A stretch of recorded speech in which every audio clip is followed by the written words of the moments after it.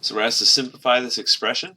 When you have a power, it's on the outside of a parentheses like that, the power applies to everything inside the parentheses. So this is now 2 to the third, and then it's going to be y to the ninth. And it's y to the ninth power because powers that are on top of other powers will multiply. So 3 times 3 makes 9. And you can check that to verify that it's true with a couple of numbers. But 2 to the third makes 8, so that's fully simplified. To simplify this expression, the first thing I'm going to recognize is that we're doing a negative times a negative, so that's going to make a positive.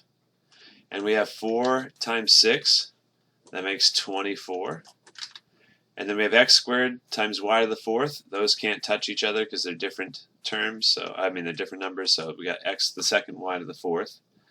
And then on bottom, y times x to the fifth, nothing we can combine there, so I'm going to write the x first.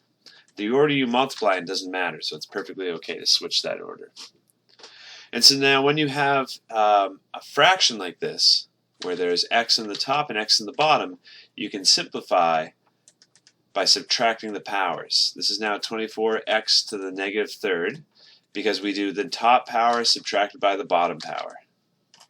And top power subtracted by the bottom power of 1 makes y to the third. And then finally, we usually don't like to have negative exponents because that can cause us to miss a divide by 0 error down the road.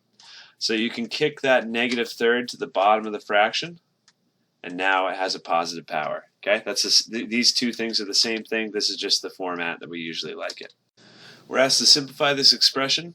We have a power that's on top of several other things going on here. So when a power is on top of another power, they multiply.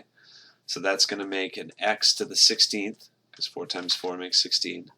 And then we also have 2 to the power of 4 here. That 2 had a power of 1, so 4 times that 1 makes 4. And then 4 on top of z squared, that makes z to the 8th. And so you might want to just expand 2 to the 4th. 2 times 2 is 4, times 2 is 8, times 2 is, we got 16x to the 16th over z to the 8th. This question says, which of the answer choices given gives an equivalent? They don't give you any answer choices. They want you to type it in. But what you can do is, if that's t to the negative third, you can make that be a positive power by putting it in the bottom of a fraction. So what I did was I typed in 1 for my numerator, divide on my keyboard, the slash key next to the shift key. Then I typed t, and then I held shift and pressed the 6 key to get my exponent. Or you could just press this button right here. There's t to the third. So I just wanted to do a video actually in Newton because this question says, which are the answer choices? They don't give you an answer choice. I don't know what's going on there.